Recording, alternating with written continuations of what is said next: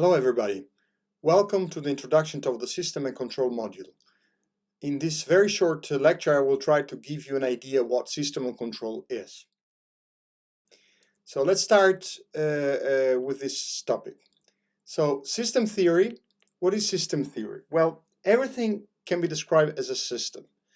And like a car, the International Space Station, even a human being or an animal is a system. So a system is basically something which you want to understand the relation between its own parts. So you want to study the effect of the various parts.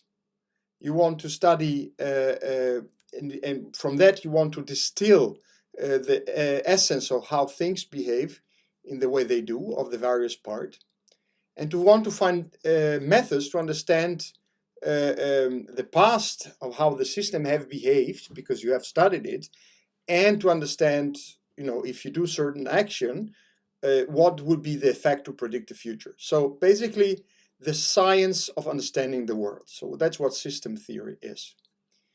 And of course, also as Einstein said, the true knowledge comes with deep understanding of the topics and its inner working. So if you want as an engineer to really build a system and modify it and let it behave the way you want, it's absolutely essential that you really understand the physics, how things work, and the dynamics. And this will be the part of the system theory. Then besides that, you have control. So what control theory does is that once you understand the system, we want to understand by means of control how to change its behavior. Okay, so what you want to do is to modify it to let it behave the way you want. And if there are some things that do not work well by control, you want to correct this undesired behavior. And by doing that, you can control completely. You can build or modify a system or control a new system. And in this way, and of course, control, usually the way you learn it will be that given a system, you will have measurements that you can measure. And by means of control, you will be able, and actuators, to act on the system. But, control is also modifying the system itself, by shaping its behavior, okay? So in other words, control theory is the science of creating things, creating the world.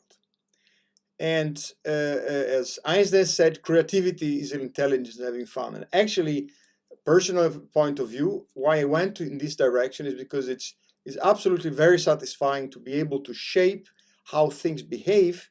And actually, with a very systematic way of doing, you can then therefore in system and control understand the world, and then you can create it and the way it changes.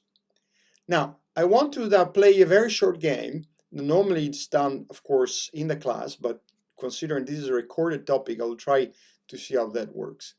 And this is the game. And it's about thinking out of the box. Okay, so what you see here, this is called a dovetail.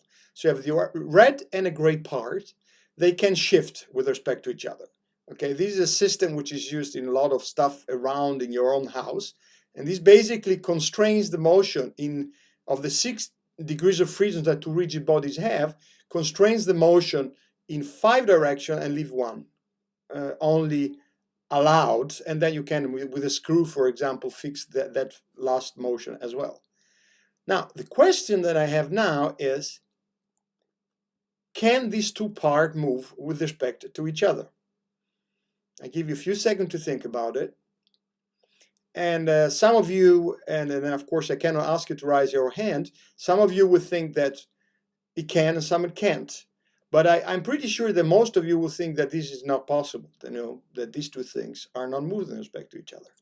Well, the fact is that they perfectly can move with respect to each other. And now when you see this, you say, oh yes, now I got it. And of course, then I could ask you, are there other ways that it moves? Of course, you have a symmetry on the diagonal, the other diagonal. But excluding the other diagonal, there are a lot of other possibilities.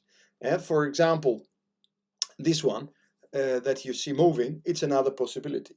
And now you start grabbing the idea. So in other words, any kind of motion, which there are an infinite possible way this could move. But what happened here is that just by looking, doing your pre-knowledge that you had, what you saw, and looking at only of the outer side, you made implicit assumptions about the two things could move. Okay, and so why am I showing you this? Because I'm showing you this because once you work on system, when you look at things, it's very, very important to get out of the box, to really think broadly and not being blinded but by possible preconception you may have. And in order to do that, they are a very nice tool. And I want to talk about something which is very important for engineers. And I see that this is something which is difficult by students most of the time, but it's the concept of abstraction. Abstraction is absolutely fundamental for an engineer. It's the idea basically of abstraction is that, first of all, it's one of really of the greatest tools that human beings have in order to imagine, decipher, and depict the world. Another nice quote that I like about abstraction is that is a mental process we use when trying to discern what is essential or relevant to a problem, and it does not require belief in abstract entities. Okay, so this is something very, very special that human can do, and a typical example of abstraction which is very useful is mathematics. So never, as an engineer, never ever underestimate the importance of mathematics, because that is the probably the biggest, the most important piece of art that the humankind has done, because it allows to do exactly what I said, to distill a lot of the concepts. And then what you can do is this. So you basically have two worlds. You have the real world and you have the abstract world. And physical system, of course, live in the real world. And then the first thing you do, once you look at the system as an engineer, you make a model. Okay, so and then by making a model, you distill what you think it is important in the physical system. Okay, and then you create a physical or a mathematical model. You will see the difference during the course. And then from there, the next step that you are in the abstract world, and this allows you to do a lot of things with the only things which are important for your goal, because now you distilled all the things which are not relevant for your goal. Okay, so in the abstract world, what you then can do, you can analyze and understand the model. And once you have analyzed and understood the model, then you can do control and you change the model, the way the model behaves. And once you've done that, then there's again this translation to bring this abstract reasoning result to the real physical world. And this is actually what system and control is. So the first part is about the part which will treat related to engineering system dynamics and understanding how to model things. Then you have a part related to linear system which will be done in control. Then you have really the control part, and the mechatronic project would allow you to really realize the new physical systems and in a very concrete, funny situations that you will see. Now, this is about the topic, but what about you guys? How should you stay in this endeavor? Well, something which is very important, that attitude is everything. And Confucius, that you certainly have heard before, so to speak, he says that it does not matter how slow you go as long as you do not stop. So do not work hard, and that will pay back. And very often working hard beats talent. So people that say I can't do it, I'm not smart enough or whatever, I really strongly believe that this is not true. Okay, so if you work hard, you can achieve anything. And if you have problems, of course, simply ask. Okay, because if the teachers, especially in this time that you have little contact, but try via the chat and all the ways that the module will allow, try to ask your question, because always seek for knowledge. Try first to do it yourself. It's another important thing.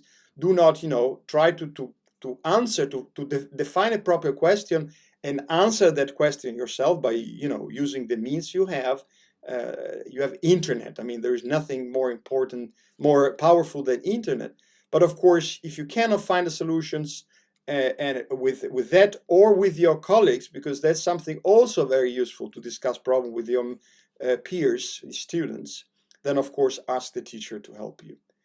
So I would like to conclude this introduction by wishing you a very nice module experience, and I hope you will learn a lot from this module. And a very last quote that I want to close it with, which I like a lot, is Peter Drucker, which says that the best way to predict the future is to create it. Enjoy the module on system and control. Take care. Stefano Stramigioli.